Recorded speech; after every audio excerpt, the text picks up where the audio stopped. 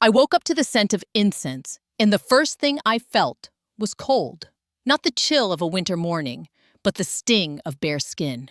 My hand reached up, and my breath caught in my throat. No hair, no trace of the silver strands my husband used to run his fingers through at night. Just raw, burning skin, slick and smooth, reeking of antiseptic. I stumbled out of bed, legs trembling, my reflection flashing in the mirror across the room. The woman staring back at me wasn't me. She was older, hollow, humiliated. A stranger with a bald head, sunken eyes, and a face stripped of dignity. On the dressing table, surrounded by white lilies and mourning candles, lay a sheet of paper, neat, cruel, deliberate. "You finally look your age. Now disappear from this company." My eyes darted to the open safe. The envelope my husband Edward's final, the one he'd prepared to leave me, 60% of our empire, was gone. I froze. The room was silent, except for the faint ticking of the clock. Every tick was a heartbeat. Every beat, a reminder someone had walked in here during the night, shaved my head, and stolen my future. They didn't just take my hair. They took my pride. They took the proof that I still mattered. My voice shook, even in memory. On the morning I was meant to say goodbye to my husband, I lost not just him, but the last piece of myself. I dragged my feet across the floor, staring at the open safe, the empty shelf, the missing envelope. And in that silence, I understood. This wasn't just cruelty. This was an execution. They wanted me erased, humiliated, hidden, stripped of every reason to stand tall. They wanted the guests to see not a widow, but a relic. I wrapped a black silk scarf around my head, the fabric biting into the raw skin as I tied it tight. Each knot a promise, each breath a vow I will not vanish. A soft knock, my housemaid trembling, clutching a bouquet of lilies. Her eyes widened when she saw me.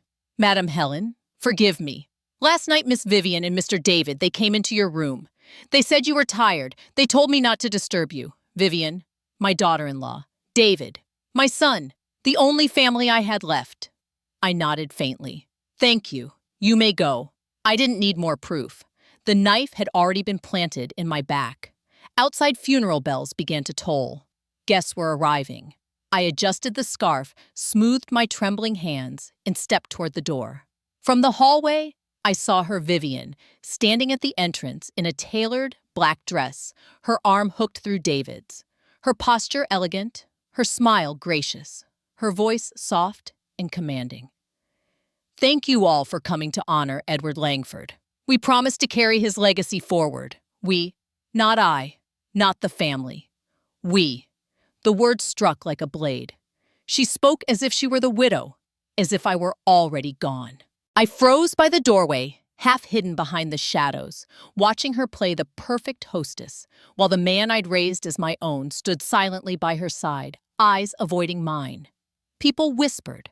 A few looked at me pity and curious, but no one approached. To them, I was just another aging widow, clinging to the edges of power. I clenched the edge of my scarf, holding my head high, even as my scalp burned beneath the fabric. And in that moment, I made a promise. Today, they shaved my head. Tomorrow, I'll strip away their masks. I stepped out into the corridor, blending into the sea of black suits and somber faces. No one could see the wound beneath my scarf. No one could feel the fire rising inside me. But deep down, I knew. This funeral wasn't just for my husband. It was for the old version of me, the one who stayed silent, who believed love could excuse betrayal.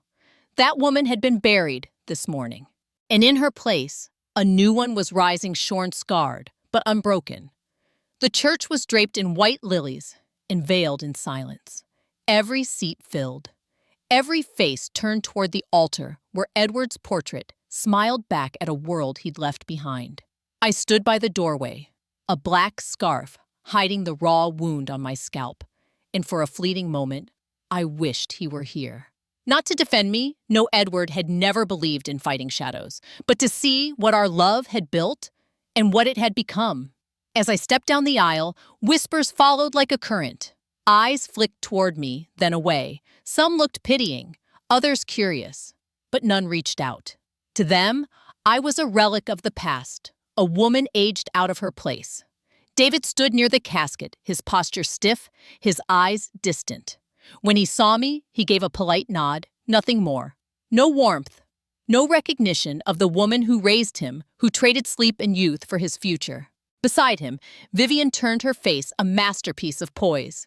"Mother," she greeted, her voice sweet but sharp. "We were worried. You should have rested. It's a long day." Rested. As if I hadn't just woken up to find my dignity stripped from me. I forced a faint smile. "Don't worry, dear. I'm stronger than I look." She tilted her head, the faintest smirk ghosting across her lips. "Oh, I'm sure you are." Her hand lingered on David's arm, possessive, reassuring, as though she were the true keeper of his bloodline, his legacy, his loyalty. Around us, the hum of conversation swelled. Journalists with cameras whispered to one another. Old business partners bowed their heads, politely. And through it all, Vivian moved like a hostess, not a daughter-in-law. When one reporter approached, microphone in hand, Vivian's voice rang out clear. "Mrs. Langford is grieving deeply. She's retired now. My husband and I will be overseeing the company's future. Father's vision will live on through us. Through us. Not her, not me." My throat tightened, but I said nothing. The time for words would come. When the service began, the organ filled the air with solemn notes. Rows of black bowed their heads. The priest spoke of legacy, of devotion, of love, tested by time. I stared at Edward's portrait, searching for strength in his familiar smile. Then came the eulogies. Vivian's name was called first. She walked up gracefully, voice trembling in all the right places. "Edward taught me that family isn't bound by blood, but by purpose. He gave me faith, opportunity, and love." She paused, eyes glistening on cue. "He will live on in everything we build together."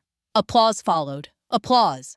At a funeral, I gripped the edge of the pew, my pulse steady, my mind sharp. Next came David. His voice was steady, measured, trained. My father's greatest lesson was perseverance. He built everything we have with integrity. I can only hope to honor that. He never looked at me. Not once. Then the master of ceremonies glanced at his sheet. A flicker of hesitation. For a moment, I thought he'd call my name. But then he turned the page. "We'll now proceed to the closing hymn." I rose from my seat. "Excuse me?" But a hand gently blocked me. The MC leaned close, whispering, "I'm sorry, Mrs. Langford. The updated program doesn't include your remarks." I was told, "You'd prefer not to speak." I stared at him. Told by whom? He hesitated, then lowered his eyes. "Mrs. Vivian Langford." For a heartbeat, I couldn't breathe. She had erased me. Not from a company, from my husband's farewell. I sat back down, spine straight, lips pressed tight. My silence filled the pews louder than any speech could. When the service ended, I rose again, ready to sign the final tribute papers, something Edward and I had drafted long ago. But two men in black suits stepped in front of me. "I'm sorry, ma'am," one said gently. "We've been instructed not to disturb you. All documentation has been transferred to the new acting director." The words hit like a hammer. "Acting director?" I asked quietly. He didn't answer. He didn't need to. From across the hall, I saw Vivian laughing softly, shaking hands with shareholders, glowing beneath the chandeliers. She was already wearing my crown. The church bells rang again, echoing through stone walls in hollow hearts. People bowed. Cameras flashed. And I stood there, invisible, in the empire I helped build.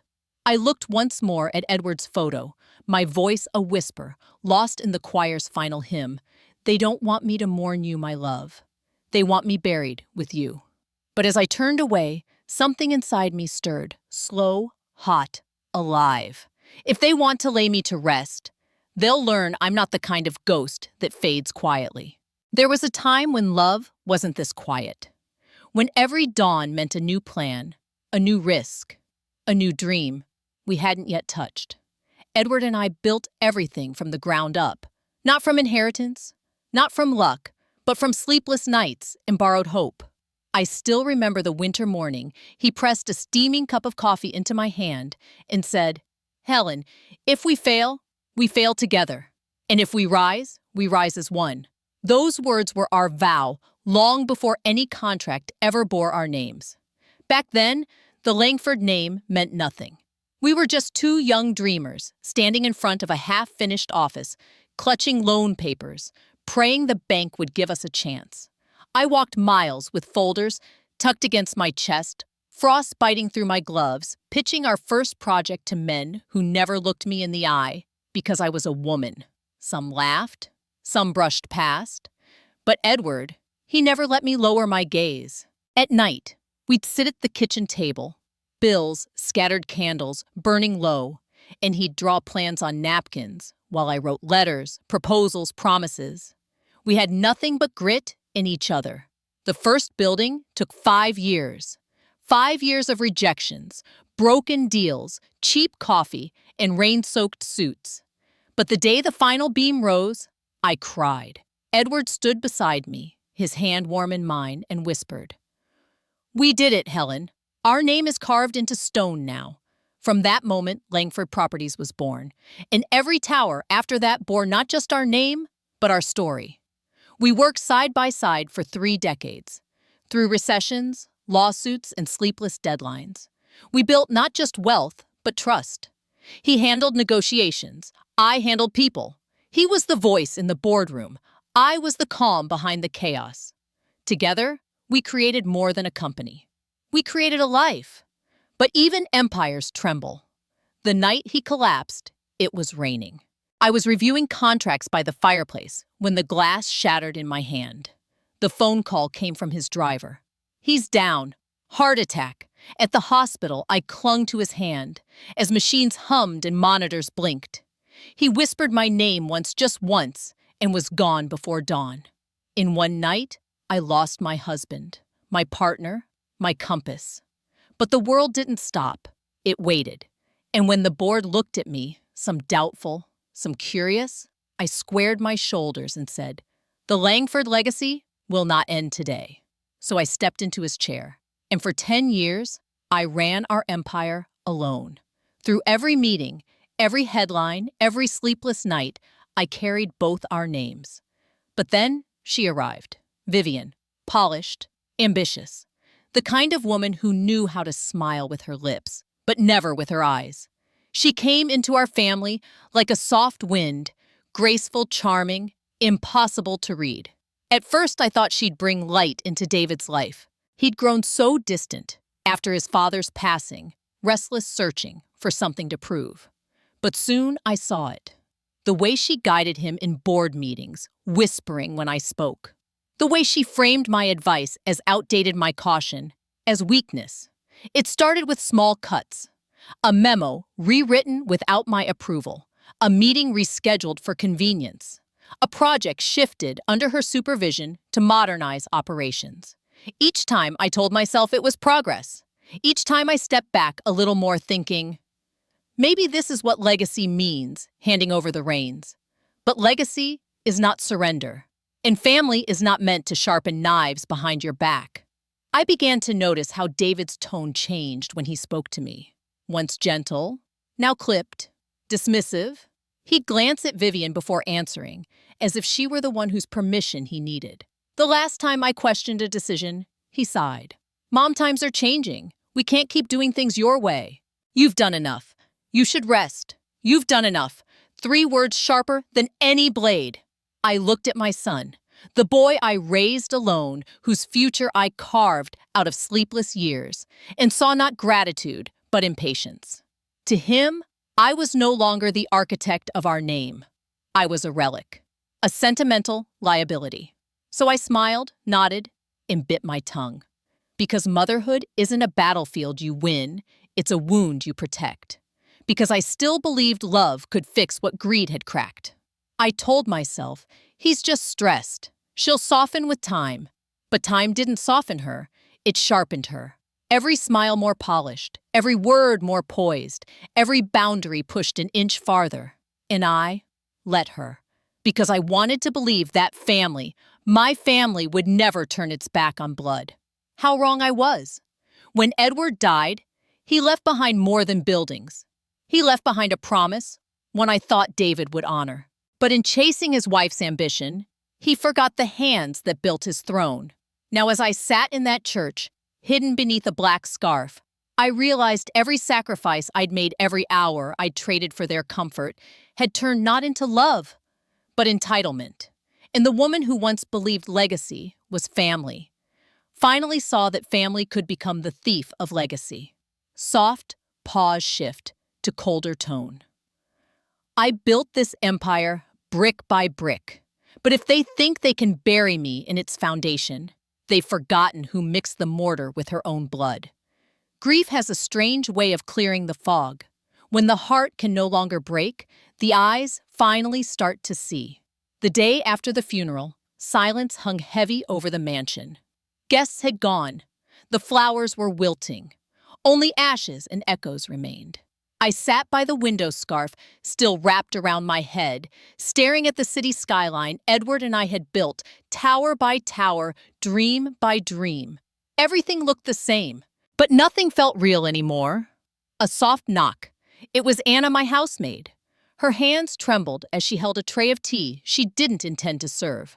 "Madam," she whispered, glancing nervously over her shoulder. "There's something you should know." Her voice cracked like thin ice. "The night before the funeral, Mrs. Vivian came into your room. She wasn't alone. There was a man with her, the one she calls Mr. Clark, her assistant. They brought something." I turned toward her. "What something?" Anna swallowed hard. "A medical kit. I saw the handle of an electric razor. I thought it was for Mr. David, but they told me not to enter. They stayed inside for nearly an hour." My breath stilled. My scalp throbbed beneath the scarf, phantom pain blooming like fire. Anna's eyes darted to the security monitor by the wall. I checked the cameras afterward. The footage from 10 p.m. to midnight, it's gone. 2 hours. Deleted. Deleted. The word echoed like a bell in a tomb. Someone had planned this. This wasn't a cruel impulse, it was a message. I dismissed Anna gently, my voice calm but trembling beneath the surface. "Thank you, my dear. You've done enough. Now go rest." When the door closed, I sat alone again, only now the silence wasn't empty. It was sharp, alive. My mind replayed the past weeks, every conversation, every look, and then like a match struck in darkness, I remembered. A week before Edward's passing, Vivian had visited my study. She was holding tea, smiling that practiced smile. "Mother," she'd said softly, "you should really simplify your passwords. If anything happened, how would David access the safe?" At the time, I'd thought nothing of it. We were family. Family doesn't steal. But family had stolen everything. I rose, crossed the room, and opened the wall safe behind Edward's portrait. The dial turned under my fingertips with the muscle memory of decades. Click, open. Inside the same neat folder, sat in place, sealed, untouched. I reached for it, hands steady, heart pounding. The envelope was thinner than I remembered, the seal replaced, the ink fresh. I slid out the pages, scanning the lines. And there it was. The clause Edward and I had drafted together, gone. My name erased. The signatures replicated, clean and cruel. The new will left everything, every share, every asset, every ounce of power to David and Vivian Langford. Not a word of me remained. For a long moment I didn't move. The paper trembled in my hands and the world tilted soundless. I pressed my palm over my heart, forcing air into my lungs. Then I whispered to the empty room I built this empire.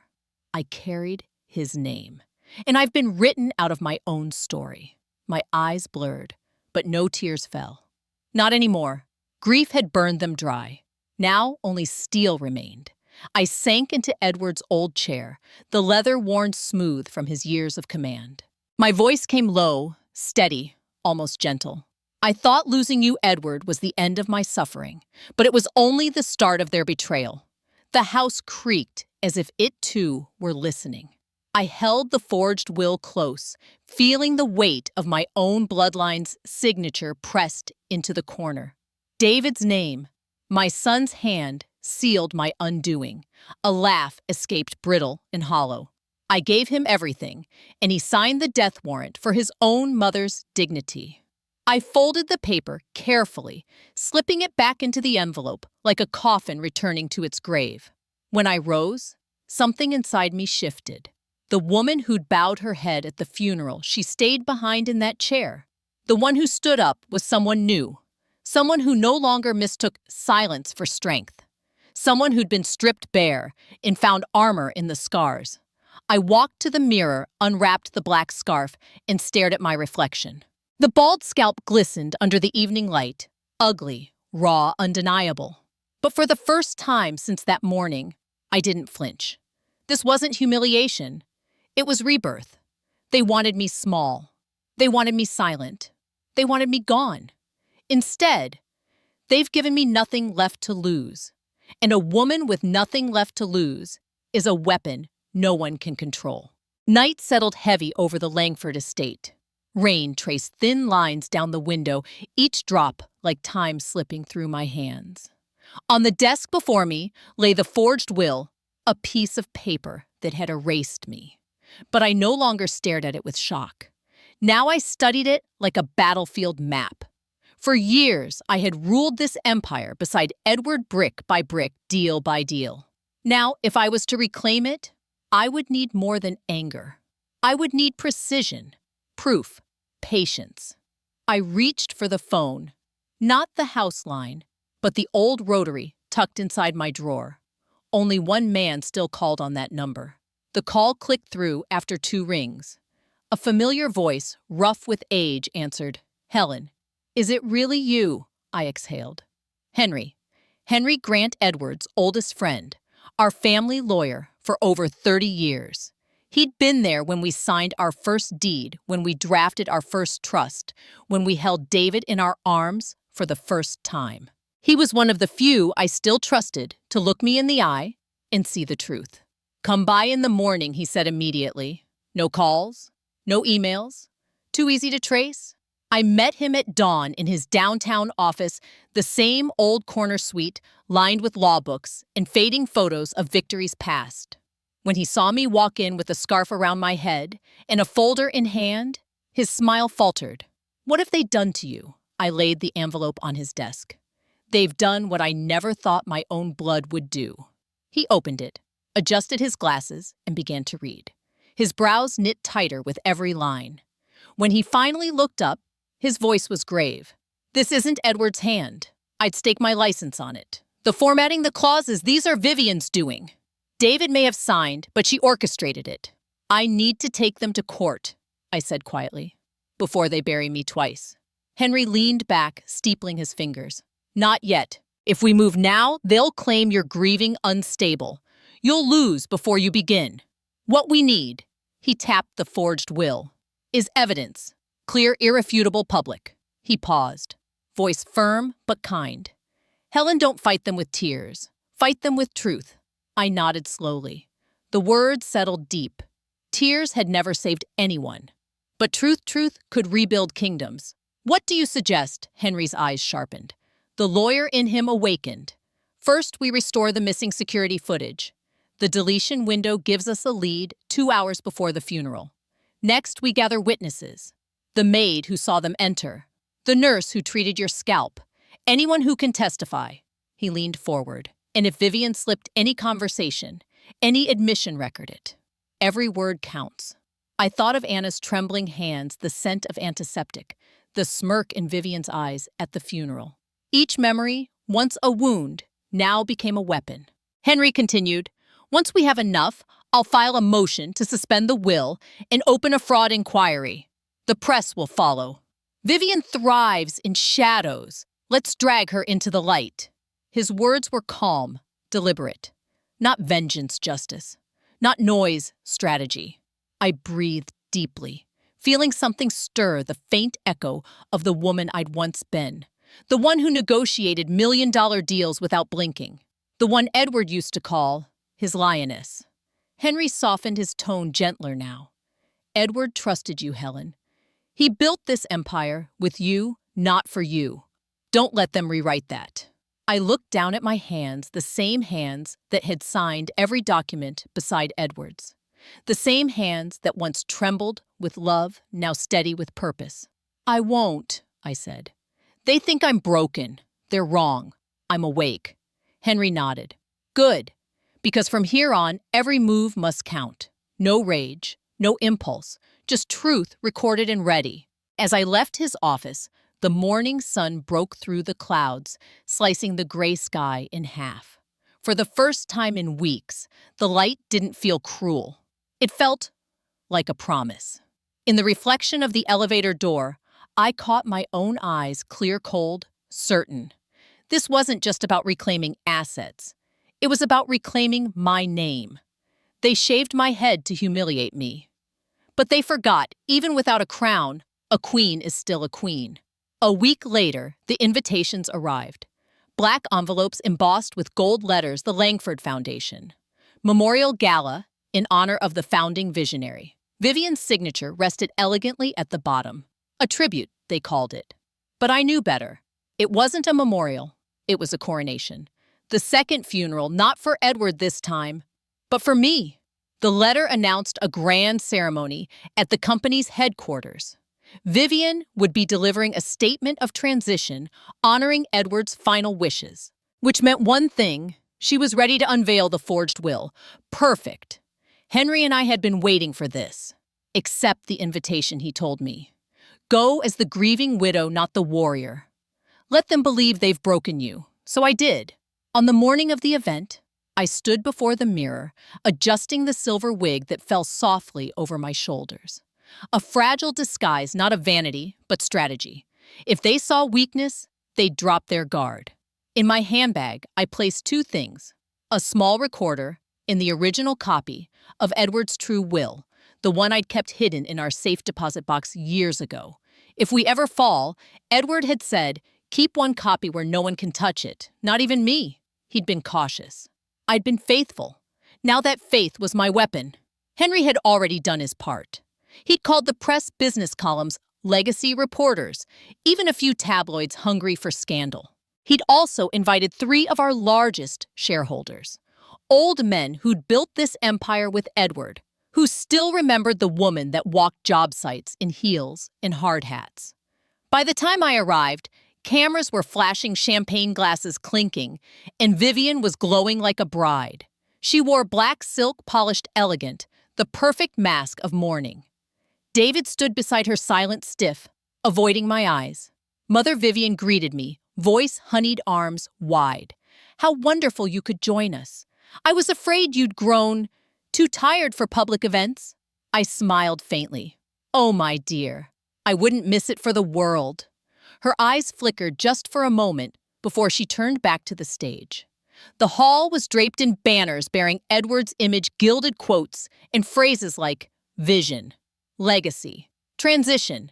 It felt less like remembrance and more like conquest. I took my seat in the front row, hands folded over my bag. The recorder blinked quietly within. Vivian stepped to the podium, her voice smooth and strong. We are gathered here to honor the man who built Langford Properties. His vision will guide us forever through the leadership of his beloved family. She paused, letting the cameras settle on her face. Today, I share his final wishes. Before his passing, Edward entrusted the future of Langford Properties to those most capable of carrying it forward. My husband David and myself. Polite applause rippled across the hall. Reporters scribbled. Shareholders nodded. Vivian beamed. And then she added almost tenderly, as many of you know, Mrs. Helen Langford has chosen to step down to rest and enjoy the peace she deserves. Her years of service will forever be remembered. Her eyes found mine, a challenge wrapped in a smile. I rose slowly. The room hushed. My dear, I said softly, before you continue, perhaps it's best we clarify what Edward's final wishes truly were. A ripple of whispers. Henry stood near the back, hands clasped, watching. Vivian blinked, caught between composure and alarm. Mother, this isn't the time. Oh, I think it is. I reached into my bag and placed 2 envelopes on the podium. One the forgery. The other, Edward's original sealed with his wax signet. This, I said, tapping the second, is the document my husband signed in the presence of witnesses and counsel. A murmur surged through the crowd. Cameras lifted. Vivian's smile froze. Her fingers clenched around the microphone. And I continued, if you'd like confirmation, I'm sure the footage from the night before the funeral will shed light on how this version I gestured to the forgery came to be. Her face drained. David's eyes darted toward her, confusion cracking through his mask. The recorder in my bag hummed, capturing every breath, every silence. This was only the first strike, a whisper of the storm to come. I smiled faintly, stepping back. You see, Vivian, I may be old, but I didn't spend 30 years building this empire to let a thief rewrite its history. A ripple ran through the crowd as I stepped toward the podium. Dozens of eyes followed me, shareholders, reporters, employees who had once called me Madame Langford. Behind me, banners of Edward's face swayed gently under the chandelier's light. In front of me, Vivian frozen her knuckles, white around the microphone. I felt the weight of every stare, every whisper, every doubt. But for the first time in weeks, I didn't tremble. I took the microphone from her hand, steady and polite. The hall quieted. Today I began softly, my voice steady, echoing across marble and glass, is not just a memorial for my husband. It is also a farewell to my silence. A hush fell. Even the cameras seemed to pause. I turned to face the crowd, fully fingers resting on the podium. For 30 years, I stood beside Edward Langford. Together, we built this company, brick by brick, deal by deal, dream by dream. We faced failure. We tasted triumph. And when he left this world, I thought I'd been left with grief alone. But grief wasn't the cruelest loss. I inhaled slowly. The cruelest loss is betrayal, not from enemies, but from those you raised, trusted, and loved. Gasps murmured through the room. Vivian shifted uneasily, forcing a smile that cracked at the corners. I came here today not to reclaim wealth, but to reclaim truth. With that, I reached up, fingers sliding beneath the silver wig. The soft curls came away in my hand, and beneath the raw, shining scalp, a collective gasp surged through the hall. Flashes burst like fireworks, whispers tumbling over one another. She's bald. Oh my God, what happened? I met their shock with silence, letting the truth hang there, visible, undeniable. Then I spoke, voice low, but ringing. A week ago, on the night before my husband's funeral, I was drugged, my hair shaved, and my dignity stripped by the very people standing beside me today. Cameras clicked faster. David's face blanched. Vivian's eyes widened, her breath, shallow fingers twitching against her dress. They thought humiliation would bury me. Instead, it resurrected me. I turned toward the projection screen behind the stage, Henry's signal. He gave a small nod from the back. The lights dimmed. A video began to play, flickering at first, then clear. Timestamp 10:14 p.m., the night before the funeral. The footage showed my bedroom door opening, Vivian stepping inside, sleek, precise, followed by a tall man carrying a black case. She whispered something, then gestured toward the bed.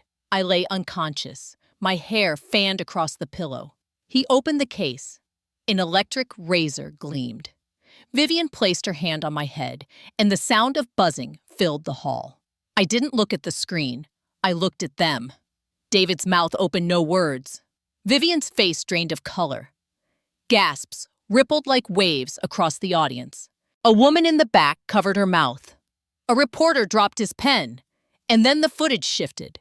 Vivian reaching into the drawer, pulling out a small key from my jewelry box. She nodded to the man. Together they opened the safe. She removed the envelope. The screen froze on that frame. Vivian's face caught in perfect clarity, hand holding my life's work. The room erupted, voices overlapping. Is that real? She stole it. Oh my God. Vivian stumbled forward, her voice cracking. That's not, it's been edited. But I raised my hand and the noise stilled. If that were all, perhaps I could still forgive. But the truth rarely travels alone. Another video began, this time audio only. The room went still again. Her voice, clear, confident, cruel. Once Helen's out of the picture, everything's ours. The shares, the accounts, the estate. Edward's gone. David's obedient. All that's left is removing her. My jaw clenched. The murmurs turned to outrage. Flashes ignited again like sparks in a storm. I glanced at Henry. He gave a small nod confirming authenticity. Vivian staggered, face pale, lips trembling. David turned toward her, slowly, disbelief carved into his features. Vivian, what did you do? She reached for him. David, it's not... He stepped back. Just one step. But it was enough. That single movement echoed louder than any accusation. I turned back to the crowd voice, quiet, firm. For years, I taught this family that silence keeps peace, that forgiveness is strength. But silence is not peace, and forgiveness without truth is surrender. Reporters shouted questions, flashes blinded, but I kept speaking, each word deliberate. I will not scream, I will not curse, I will not seek vengeance in shadows, because what they took was not money. It was honor. And honor must be restored before witnesses. I lifted the true will high. The wax seal Edward's mark glimmered under the lights. This is Edward Langford's final testament, witness notarized and preserved in trust. It leaves 60% of our holdings to me, the remainder to our son. I set it on the podium beside the forgery. In this, I tapped Vivian's version. Is the lie built on greed? The shareholders shifted uncomfortably.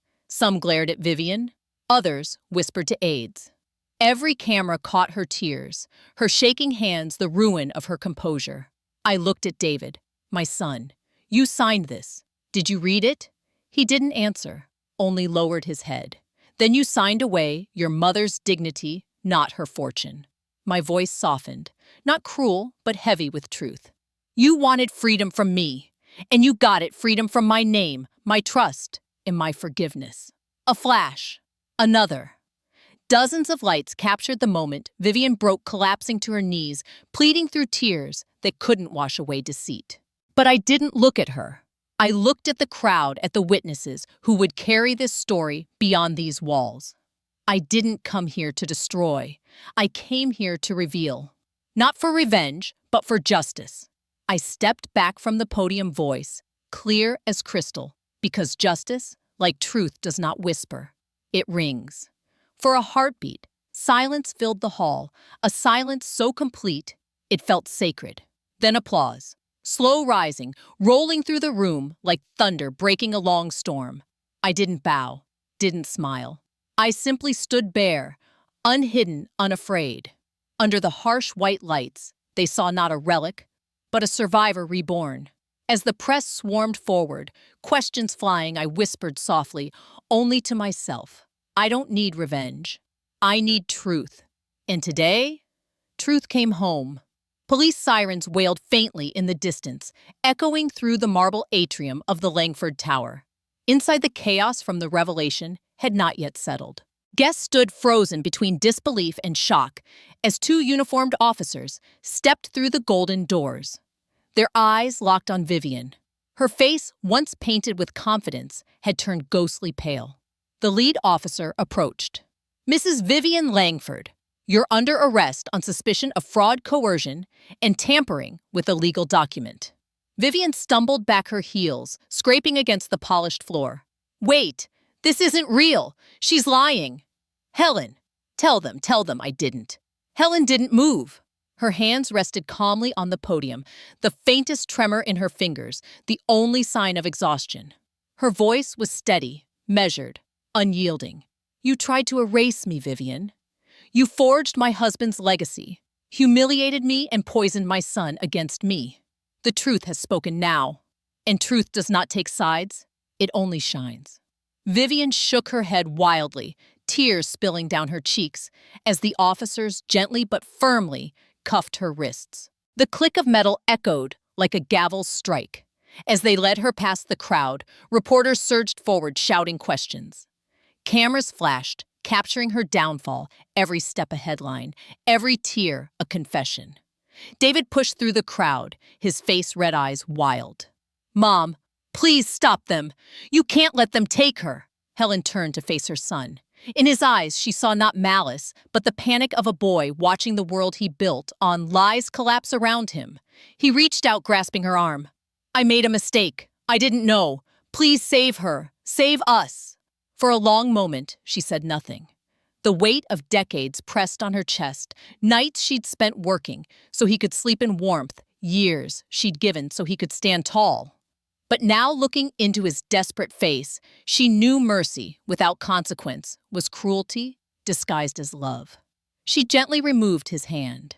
"David," she said softly, "you chose wealth over truth. You signed your conscience away. This," she gestured toward the flashing lights, "and chaos is the price of that choice." He dropped to his knees, sobbing, words tumbling out between gasps. "Please, I'll change. I swear. I'll make it right." Helen's voice remained calm, sorrowful, but resolute. "You can't buy back integrity, my son. You must earn it alone." The room fell silent. Only David's cries filled the space where applause had thundered minutes before. Outside, the world was already moving. Reporters shouted breaking news into cameras. The widow betrayed and humiliated, now the victor in a battle for truth. Langford Empire restored. After shocking fraud revelation, Goa Phubi Cao Dao, Genlai Dundu Vateptuan, screens around the hall lit up with headlines. Helen's face beside Edward's, not as a relic of the past, but as the rightful heir of their shared legacy. Later that week, the court convened. Henry stood beside her documents stacked neatly in front of them. Across the aisle sat David, hollow-eyed, and Vivian's attorney alone, defensive, beaten by evidence too strong to twist. The judge reviewed the testimonies, the restored footage, the forged signatures. When the gavel fell, it was with finality. The court recognizes the authenticity of the original will signed by Edward Langford. All assets holdings and controlling interest in Langford Real Estate Holdings are hereby restored to Mrs. Helen Langford. Applause erupted from the spectators.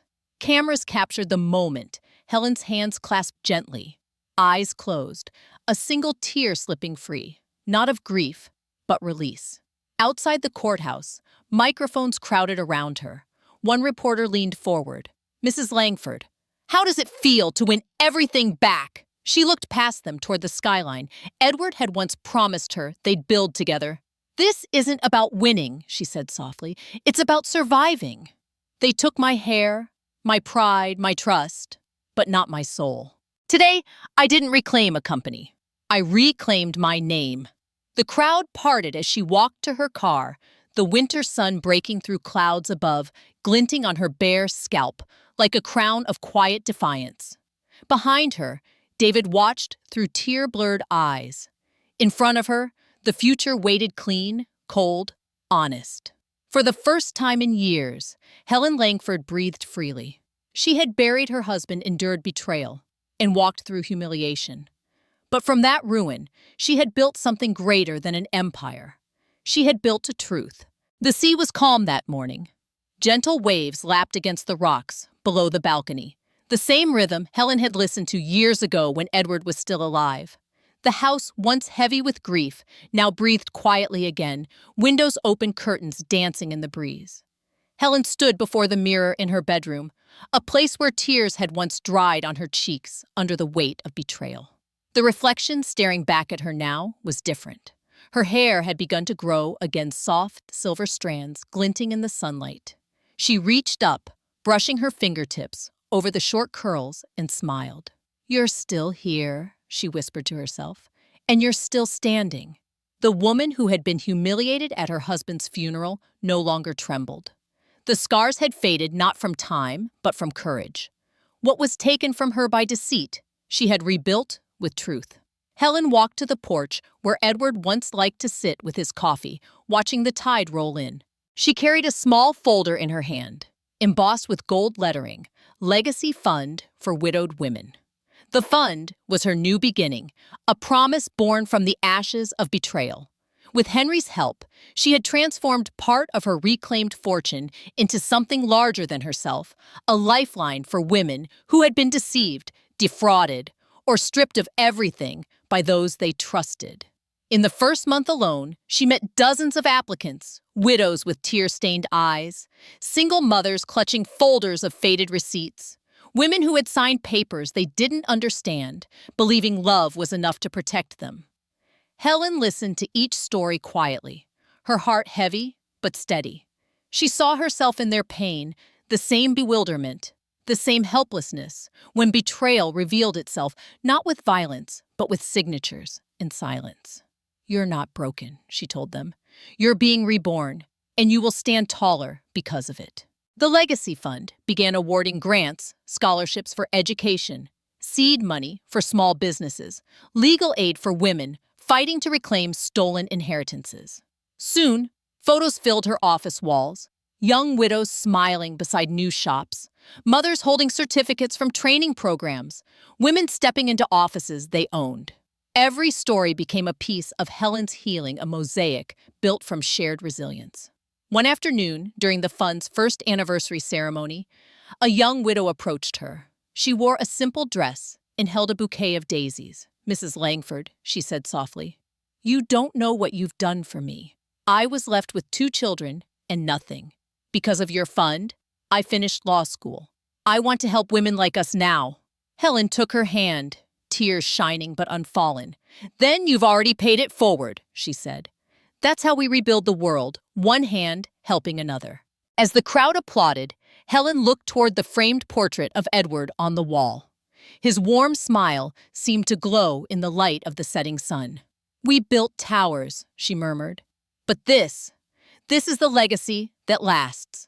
That evening, she returned home, the sky painted in streaks of pink and gold. The ocean breeze carried the scent of salt and jasmine. Inside the house was filled with quiet music and soft light. She poured herself a cup of tea, sat by the window, and watched the horizon darken into twilight. Somewhere beyond the waves, she imagined Edward watching proud, not of her victory, but of her peace. Her phone buzzed once, a message from David. "Mom, I'm starting over, working again. I think I finally understand what you meant about earning life. Thank you for not giving up on me." Helen read it, smiled gently, and replied, "When you walk with integrity, you'll never walk alone." Setting the phone aside, she leaned back, closing her eyes to the hum of the sea. Her mind drifted not to the past, but to the horizon, to what was still possible. In her heart, she heard the faint echo of voices from the fund's office women, laughing, planning, dreaming. It was the sound of life blooming again, not despite loss, but because of it. Her voice, soft but firm, broke the silence. They told women my age to rest, to fade, to accept what's left. She opened her eyes, watching the moonrise shimmer across the water. "But I chose to begin again." Helen lifted her cup in a quiet toast to survival, to truth, to second chances. She was no longer the woman they tried to erase. She was the woman who turned pain into purpose. And as the waves whispered against the shore, Helen Langford smiled to be born, renewed and finally free. The autumn wind swept softly through the seaside garden, rustling the lavender Helen had planted months earlier. Morning light filtered through the window panes, spilling across the hardwood floor, where a single teacup sat beside a folder labeled Legacy Fund, Q4 Projects. Helen was reading when she heard the faint knock. Slow, hesitant, not the firm rap of a messenger or visitor. She paused, her hand hovering over the page. Somehow she already knew. When she opened the door, David stood there. He looked smaller, not in height, but in spirit. The confident posture he'd once borrowed from privilege was gone. His shoulders slumped beneath a worn jacket, his face hollow from sleepless nights, eyes ringed with shadows. In his hand, he clutched a crumpled envelope, empty like the illusions he once chased. "Mom," his voice cracked fragile as dry glass. "Can I come in?" Helen stepped aside silently.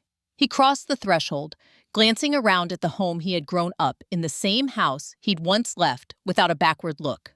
Now every object seemed to weigh on him, heavy with memory. They sat across from each other in the quiet living room. Between them, the small table seemed wider than an ocean. "I've been working at a small construction site," he began. "No office, no staff, just me and a shovel.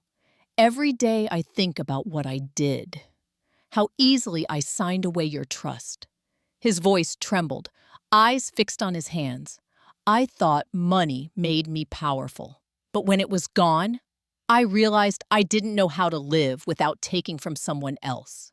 Helen listened, the same calm in her eyes that had carried her through every storm. He finally looked up, tears swelling. "Mom, I'm not asking for money. I just want to know if you can forgive me." The clock ticked once, twice.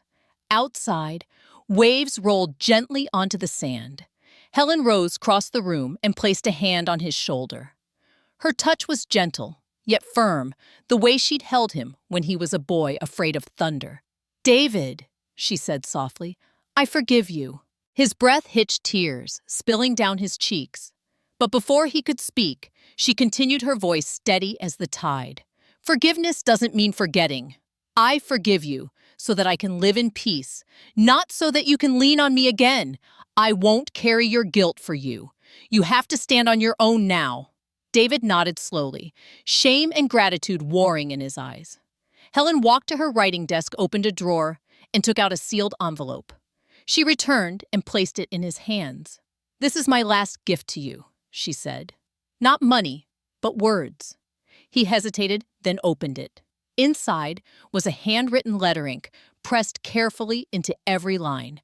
"My son, you were once the reason I endured every hardship. Now I hope you'll become the reason I can be proud. Don't live your life trying to erase mistakes. Live it proving that you can rise from them.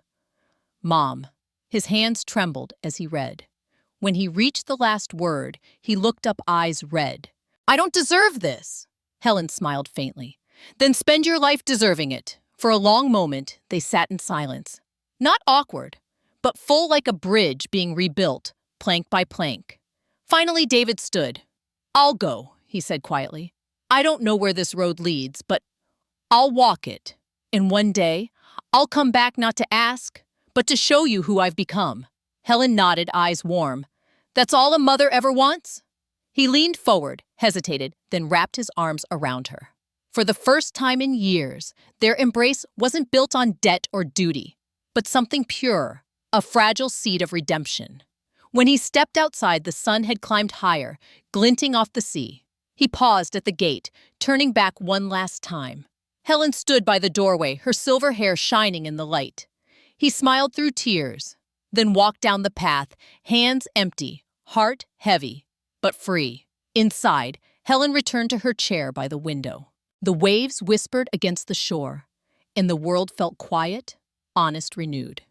She lifted her teacup, watching the horizon. "He's finally walking," she whispered. "And this time, the road is his." The breeze carried her words out over the sea, a mother's prayer, a woman's peace, and the echo of a love reborn not in wealth, but in forgiveness. The morning sun spilled through the glass walls of the Langford headquarters, painting golden streaks across the boardroom table where Helen sat one last time. Around her were familiar faces, men and women who had stood by her through decades of storms, triumphs, and rebuilding. Some had joined when the company was no more than a two-room office with flickering lights. Others had remained when betrayal threatened to sink it all. Now, for the first time, she saw them not as employees, but as pillars, the silent foundation of everything she and Edward had built. Henry placed a stack of documents before her. "It's all set, Helen. Once you sign, 30% of Langford Holdings will be officially transferred into the Employee Ownership Trust." Helen's fingers lingered over the pen. A faint smile crossed her lips, not of regret, but release. "They've earned more than a salary," she said softly. "They've earned a legacy." She signed each stroke, steady and deliberate. With that, a third of the empire shifted, not into the hands of heirs or investors, but the people who had given their youth, their loyalty, and their labor. Gasps and murmurs spread around the room as the news settled. One of the oldest engineers, Mr. Reed, blinked through tears. Mrs. Langford. Why us? Helen looked up, eyes warm but resolute. Because I know what it means to build something with your own hands and to have it taken by those who never lifted a brick. You've carried this company on your shoulders long enough. Now you should share in its strength. Applause broke out, hesitant at first, then rising into a wave of gratitude. But Helen only raised a hand, quieting them. Don't thank me. Thank yourselves. You stayed when others sold me out. You believed when my own blood didn't. When the meeting ended, she walked alone down the corridor, each step echoing with finality. In her office, she opened the safe one last time. Inside were 2 envelopes. The first she had already prepared for Henry, her final instruction. Sell the remaining 10% of her personal shares. Transfer all proceeds to the legacy fund for widowed women. The second, smaller one, bore David's name. Inside, no check, no deeds, only a note written in calm, flowing ink. My son, I leave you nothing but the lesson you earned, that love without respect becomes greed, and forgiveness without change becomes weakness. Build your life from the ground up. Only then will you understand the true inheritance I tried to give you. Mom. She sealed it and placed it on her desk, knowing someday he would come to find it, and maybe at last understand. That evening, headlines broke across every outlet. Helen Langford sells 30% of Langford Holdings to employees, donates. Remaining shares to fund for widowed women. Billionaire widow rejects family. Heir chooses purpose over bloodline. Cold or courageous? The woman who rebuilt an empire only to give it away. Comments flooded in within hours. Some praised her. She's rewriting what legacy means. Strength in every choice. Others condemned her. No matter what happened, she's still a mother. To leave your son with nothing. Too cruel. Talk shows debated endlessly. Was Helen Langford a hero of justice or a woman hardened beyond compassion? But Helen didn't watch. She was sitting by her window at the seaside house, the same chair where she had once wept, once healed, once learned to breathe again. Outside, the tide rolled in with slow grace as if bowing to the shore. She sipped her tea and glanced at her reflection in the window. The woman looking back had silver hair, cropped neat eyes, steady, neither saint nor villain, simply awake. Her voice was a whisper, yet it filled the quiet room. I never wanted to be a hero. Heroes are built on applause and tragedy. I've had enough of both. She set the cup down, gaze turning toward the horizon where sea met sky. I chose not to be a martyr. I chose to be awake, to see clearly, to live freely. For years, others had told her who she should be, the devoted widow, the forgiving mother, the silent victim. Today, she was none of those things. She was simply Helen Langford, a woman who had traded illusions for truth. Outside, gulls soared above the waves, their cries sharp and bright against the wind.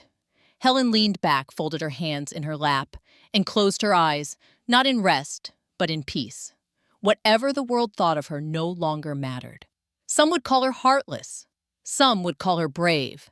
But she knew the truth, and truth once found asks for no defense.